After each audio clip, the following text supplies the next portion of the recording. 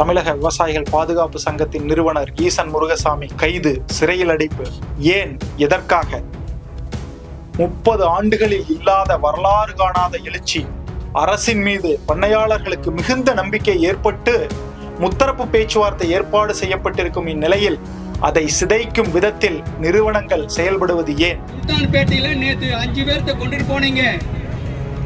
கோவை நீதிமன்றத்துக்கு நீதிபதி சொன்னாங்க, இதில் அத்தனையும் போய் நான் சொந்த சாமியை கொடுக்கிறேன் என்று விடுவித்திருக்கிறேன் என்று காவல்துறை எந்த அளவிற்கு கீழ்த்தரமாக செயல்பட்டுக் கொண்டிருக்கிறது என்பதை நீங்கள் புரிந்து கொள்ளுங்கள்.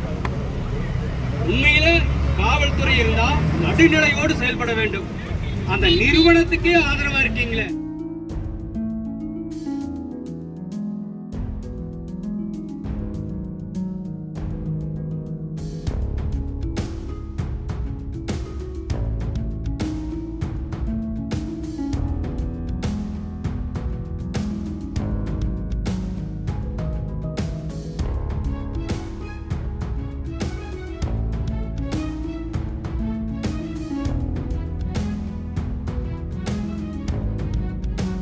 வணக்கம், நான் கருணாமூர்த்தி, தமிழக விவசாயிகள் பாதுகாப்பு சங்கத்தின் இனாம் இயக்கத்தின் மாநில ஒருங்கிணைப்பாளர்.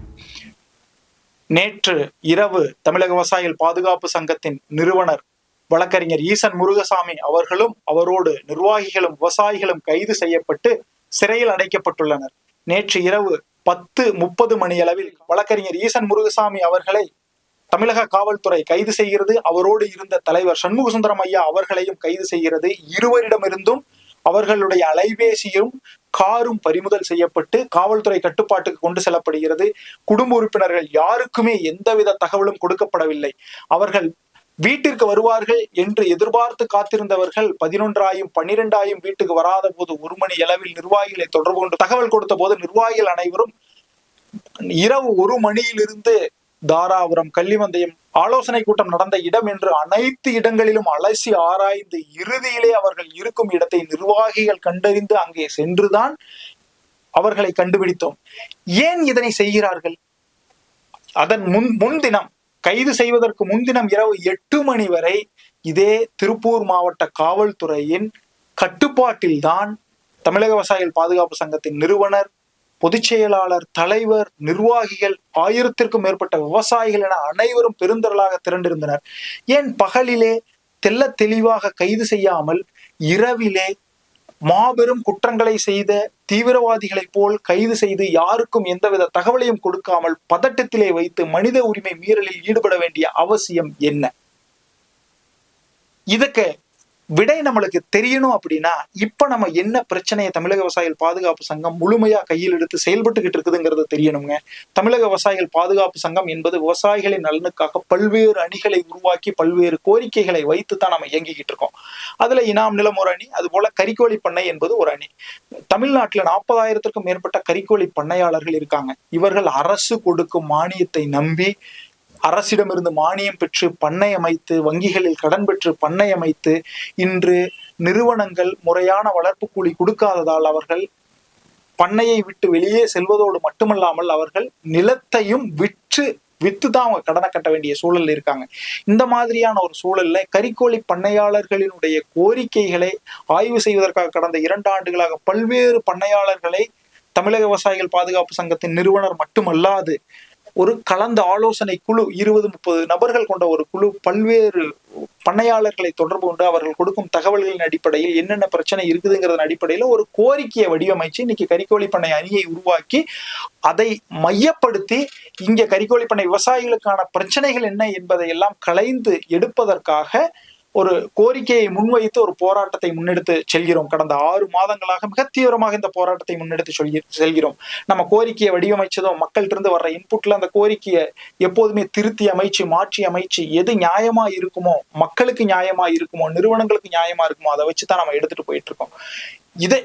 இப்ப நம்ம கோரிக்கையை வடிவமைச்சதுக்கு அப்புறம் போராட்டத்தை அறிவிக்கிறதுக்கு முன்னாடி கடந்த 4 மாசத்துக்கு முன்னாடியே சென்னையில ஒரு உண்ணாவிரத போராட்டம் வச்சு சென்னையில தான் நம்ம அறிவிக்கிறோம். அனைத்து நிறுவனங்களுக்கும் அறிவிச்சதுமே முறையான அறிவிப்பு கொடுத்தாச்சு. அந்த நிறுவனங்களுக்கு அறிவிப்பு போயிருச்சுங்கிறதையும் இந்த பண்ணையாளர்கள் உறுதி செஞ்சுட்டாங்க. இந்த மாதிரி ஒரு போராட்டம் நடக்குது, இவங்க எடுக்கிறாங்க அப்படிங்கறதெல்லாம் உறுதி செஞ்சுட்டாங்க. நிறுவனங்களுக்கு என்னன்னா இவங்க எடுக்கிற போராட்டம் பெருசா வராதோ, நம்ம அதை ஏதாவது ஒரு வகையில் அடக்கிடலாமோ அப்படின்னு சொல்லித்தான் நம்ம போராட்டத்தை கையில் எடுக்க வரைக்கும் முத்தரப்பு பேச்சுவார்த்தை வேணும்னு கேட்டிருந்தோம். பேச்சுவார்த்தைக்கான எந்தவித ஸ்டெப்பும் எடுக்கல. ஆனா அரசு நம்ம கொடுக்கிற கோரிக்கையில நியாயம் இருக்கிறத உணர்ந்து முத்தரப்பு பேச்சுவார்த்தைக்கு பரிந்துரை பண்ணி முத்தரப்பு பேச்சுவார்த்தைக்கான ஏற்பாட்டை இப்ப நம்ம நடத்தின போராட்டங்களின் அடிப்படையில் 21ஆம் தேதி ஏற்பாடு பண்ணி வச்சிருக்காங்க. இது அனைத்தும் பொதுவெளியில் மக்களுக்கு கடிதங்கள் வாயிலாக தெளிவுபடுத்தியதன் அடிப்படையில் மக்கள் விழிப்படைந்து தாங்கள் ஏமாற்றப்பட்டு கொண்டிருக்கிறோம், சுரண்டப்பட்டு கொண்டிருக்கிறோம் என்பதெல்லாம் தெரிந்து தெளிந்து தன்னெழுச்சியாக இந்த பயணத்தினால் மட்டுமே நம்மளுடைய வாழ்வு மேம்படும் என்று சொல்லித்தான் இன்னைக்கு நம்ம தமிழக விவசாயிகள் பாதுகாப்பு சங்கத்தோடு இணைந்து இந்த போராட்டத்தை முன்னெடுத்துட்டு வர்றாங்க. அப்போ 30 ஆண்டுகளாக மிகவும் சுரண்டப்பட்டுக்கிட்டு இருந்த விவசாயிகள் ஒரு விழிப்படைந்து ஒரு வரலாறு காணாத எழுச்சியையும் வரலாறு காணாத ஒற்றுமையையும் நம்ம நியாயமா வைக்கிற கோரிக்கை மக்களிடமிருந்து பெறப்பட்டு மக்களாலதான் கலந்தாலோசனை குழுல வச்சு கொண்டு வந்திருக்கிற போராட்டத்தை அந்த கோரிக்கைகளை மக்கள் மத்தியில வைக்கும் போது இது கரெக்டா இருக்கே, இதுக்கு நம்ம ஏன் போராடக்கூடாதுன்னு தான் மக்கள் இன்னைக்கு தன்னெழுச்சியா எழுந்து வர்றாங்க. ஒவ்வொரு இடத்துலயும் எனக்கு சொல்ல உனக்கு சொல்லிங்கிறத விட அவங்களாவே ஒரு பொறுப்பு எடுத்துக்கிட்டு அவங்களாவே ஒரு பொறுப்பு உணர்வோடு இந்த போராட்டத்தை ஒருங்கிணைப்பு பண்ணி கொண்டு வந்துகிட்டு இருக்காங்க. இப்போ நம்ம கோரிக்கைகளின் பலம், அதே போல முறையான கடித தகவல், அதாவது இந்த தேதியிலிருந்து உற்பத்தி நிறுத்த போராட்டம் பண்ண போறோம், இந்த தேதியிலிருந்து எந்த விவசாயிகளுக்கெல்லாம் நீங்க விவசாயிகளை கட்டாயப்படுத்தி அவர்களுக்கு கோழி கொடுக்க பாக்குறீங்களோ செக் வச்சிருக்கிறாங்க, இப்போ முன்னாடி போன பேட்சினுடைய பணம் வந்து சேரல, இந்த மாதிரியான பல நிர்பந்தங்களை நிறுவனங்கள் கொடுக்குற இந்த மாதிரி நிர்பந்தப்படுத்தி எந்த விவசாயிகள் கொடுத்தோ அந்த விவசாயிகளுக்கு உறுதுணையாக நின்று நியாயமா நான் இந்த போராட்டத்தை முன்னெடுத்திருக்கோம், அதுல கூட நிக்கிறோம்னு சொல்றதுக்காகத்தான் நம்ம இதை பண்றோம். இது எல்லாமே அறவழியில நடக்குது. இதுல நிறைய பொய்களையும் புரட்டுகளையும் அவதூறுகளையும் வைத்து, ஏன்னா நம்ம முறையான அறவழி போராட்டம் தான் இது வரைக்கும் முன்னெடுத்திருக்கிறோம். இப்போ போடப்பட்டிருக்கிற வழக்கிலையுமே என்ன சொல்லியிருக்காங்கன்னா, கல்லெடுத்து அடிச்சுட்டாங்க, கெட்ட வார்த்தை பேசிட்டாங்க, ஆவணம் ஆதாரம் எதுவுமே கிடையாது. அப்போ காவல்துறை ஆவணம் ஆதாரமே இல்லாம வழக்கு பதியுது அப்படின்னா என்ன அர்த்தம்? அவங்களுக்கு வேற எங்கேயோ இருந்து அழுத்தங்கள் வந்துகிட்டு இருக்குதுன்னு அர்த்தம். அப்போ இது நியாயமான கோரிக்கைங்கிறத எல்லாருமே ஏத்துக்கிறாங்க. இப்போ இந்த மாதிரி நியாயமான கோரிக்கை, அந்த கோரிக்கையில பலம் இருக்குது அப்படிங்கிறதுக்கு கடிதங்களே சாட்சி. அந்த கடிதங்கள் அனைத்தும் பொதுவெளியில் அனைவருக்கும் பகிரப்பட்டிருக்குது. இது தமிழக விவசாயிகள் பாதுகாப்பு சங்கத்துல வழக்கறிஞர் ஈசன் முருகசாமி ஐயா மட்டும்தான் எடுத்துக்கிட்டு போறாரு, அவரை கைது பண்ணிட்டா இது பூரா செதஞ்சு போகும் அப்படிங்கிறதெல்லாம் கிடையாது. ஏன்னா இதை உருவாக்கியது ஒரு குழு. அந்த குழு எல்லா மாவட்டத்திலிருந்தும் பொறுப்பாளர்கள் அதில் இருக்காங்க. அப்பனா அவங்களும் இந்த விஷயத்தை எடுத்து பேசுறதுக்கான ஒரு திறமையை ஒரு புரிதலை அவர்களை ஏற்படுத்தி வச்சிருக்காங்க. இப்படி இருக்கும்போது ஒருத்தரை 2 பேரை கைது பண்ணுவதனால் இந்த போராட்டம் எந்த விதத்திலும் ஒடுங்கி விடாது. அடுத்தது இப்ப என்னன்னா, நம்ம தமிழக விவசாயிகள் பாதுகாப்பு சங்கத்தின் மூலம் நம்ம ஒரு மாநாட்டை போட்டு ஒரு 50,000 பேரை திரட்டி இந்த பிரச்சனையையும் உள்ளடக்கி அதிலிருந்து நிறைய விவசாயிகள் தன்னெழுச்சியா வந்து இவ்வளவு தூரம் நம்ம கோரிக்கையை முன்னெடுத்து காட்டும் போது அரசு இன்னைக்கு என்னாச்சு, அதை தீர்த்து வைக்கிறதுக்கு முத்தரப்பு பேச்சுவார்த்தைக்கு தேதி குறிச்சாச்சு. அப்போ அரசினுடைய கடமையை செஞ்சுடுது. அதனாலதான் மக்களுக்கும் கறிக்கோழி பண்ணை விவசாயிகளுக்கும் மிகப்பெரிய நம்பிக்கை அரசின் மீது ஏற்பட்டு விட்டது. ஏன்னா தேதி குறிச்சாச்சு. இப்படி இருக்கிறப்ப இந்த நிறுவனங்கள் என்ன பண்றாங்க அப்படின்னு பாத்தீங்கன்னா, இந்த போராட்டங்களை தன்னெழுச்சியாக ஏற்படும் இந்த ஒற்றுமையை சிதைக்கும் விதத்தில் ஏன் அவங்க சிதைக்கிறாங்க? அவங்களுக்கு அத்தனை ஆதாயம் ஒண்ணு இல்ல. ரியல் எஸ்டேட் புரோக்கர்ட்ட கேட்டு பாருங்க. இந்த கறிக்கோழி பண்ணை நிறுவன உரிமையாளர்கள் என்ன பண்றாங்கன்னா, 10 நாளுக்கு ஒருக்கா 5 நாளுக்கு ஒருக்கா 10 ஏக்கர் 20 ஏக்கர் தோட்டம் வாங்கி போடுறாங்களாமாங்க. ஒரு சிலர்லாம் 1000 ஏக்கர்ல தோட்டம் வாங்கி வச்சிருக்காங்கன்னு சொல்லிட்டு இருக்காங்க. அப்போ இவர்களுக்கு லாபம் இல்லை என்றால் எப்படி இவ்வளவு சொத்துக்கள் வாங்குவதற்கு அவர்களுக்கு பணம் வரும்?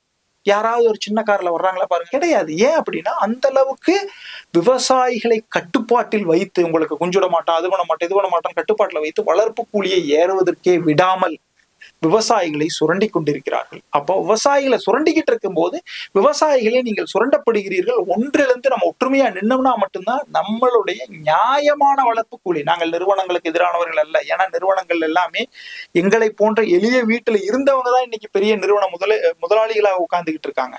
அப்போ அவர்களுக்கு எதிரானவர்கள் அல்ல. அதே போல இங்க இருக்கிற மக்களையும் அவர்களுக்கு நியாயமான கூலியை கொடுத்து அவர்களையும் வாழ விடுங்க. ஏன் அவங்க ரொம்ப சுரண்டுறீங்க? அவங்க கடன் சுமைக்குள்ள தள்ளுறீங்க. அப்போ அவர்களுக்கும் நியாயம் இருக்குது. அப்போ நிறுவனங்கள் என்ன நினைக்குதுன்னா, இப்போ இந்த விவசாயிகளுக்கு தேவையான இந்த ஒற்றுமையை ஏற்படுத்தி விட்டாலோ, தேவையான வளர்ப்பு கூலியை கொடுத்தாலோ நாளைக்கு அவங்கள கட்டுப்படுத்த முடியாது. அவங்களுக்கு நம்ம இதை சொன்னா கேட்க மாட்டாங்க, அதை சொன்னா கேட்க மாட்டாங்கன்னு சொல்லிட்டு இந்த போராட்டத்தை சிதைப்பதற்கு எல்லா வழிகளிலும் முயற்சி செய்கிறது. முதல்ல என்னன்னா, தனி நபர் மேல அவதூறு பரப்புறது.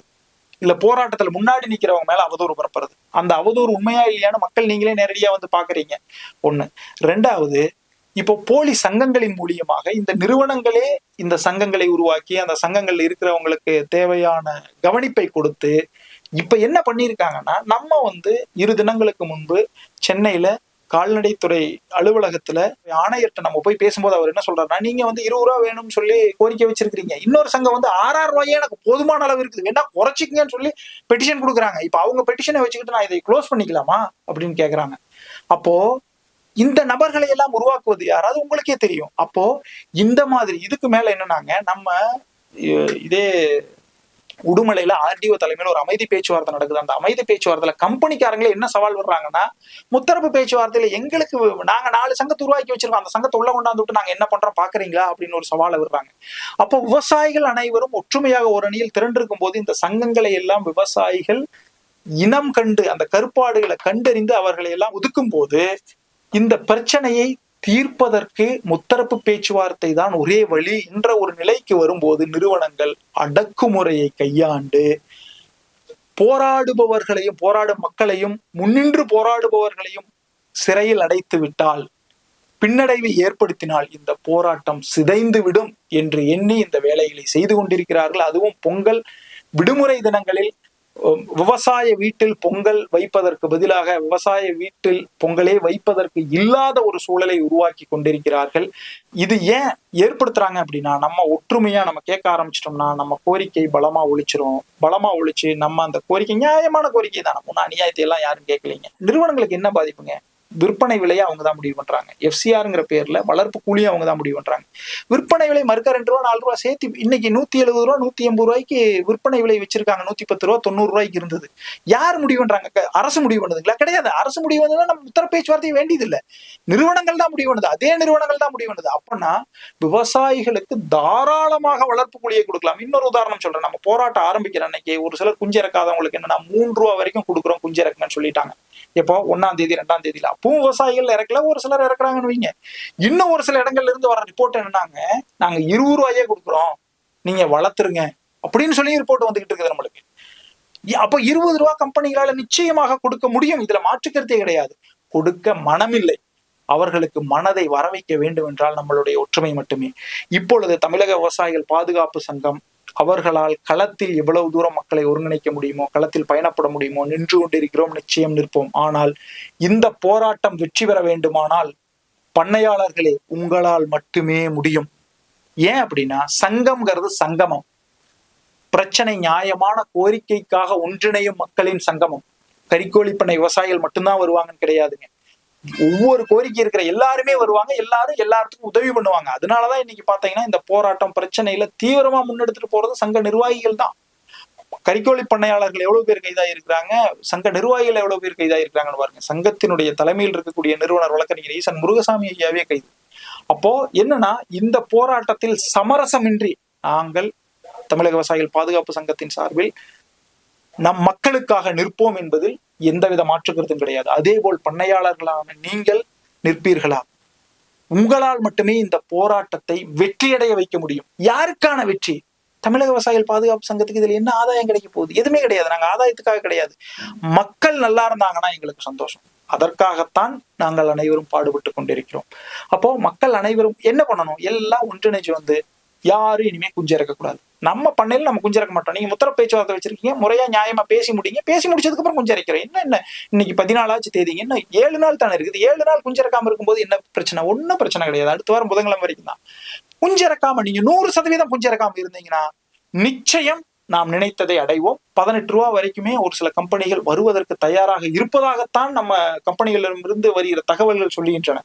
அப்போ இந்த அளவுக்கு ஒரு வீரியமான ஒற்றுமை மிக்க ஒரு போராட்டத்தை கம்பெனிகள் அந்த நிறுவனங்கள் சிதைத்து அவர்களினுடைய ஆதாயத்தை பெறுவதற்காகத்தான் அவர்கள் பார்க்கிறார்களே ஒழிய விவசாயிகள் நம்ம நல்லா இருக்கலாம், அதே போல நம்மளுக்கு வளர்த்தி கொடுக்குற விவசாயிகளும் நல்லா இருக்கட்டும்னு அவங்க நினைக்கல. நினைச்சிருந்தாங்கன்னா இவ்வளவு தூரம் அவங்க பண்ணணுங்கிற அவசியம் இல்லை.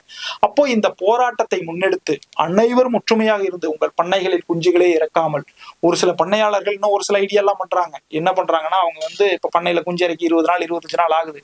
அந்த சூப்பர்வைசரை கூப்பிட்டு, இங்க பாருப்பா, நீங்க வந்து நாங்க நியாயமான கோரிக்கையை வைக்கிறோம், நீங்க நியாயம்னு சொல்றீங்க, ஆனா என்ன பண்றீங்கன்னா பொய் புகார்களை கொடுத்து நீங்க எங்க நிர்வாகிகளையும் எங்க விவசாயிகளையும் கைது பண்றீங்க, நாங்க எங்க பண்ணையை பூட்டி உங்ககிட்டயே ஒப்படைச்சிடறோம், நீங்களே எல்லாம் பண்ணிக்கங்க, நாங்க தண்ணி கொடுத்துறோம், நீங்களே தீனி போட்டுங்க, எல்லாம் பண்ணிக்கங்க அப்படிங்கிற மாதிரி போராட்டத்தை முன்னெடுக்கிறோம்னு சொல்றாங்க.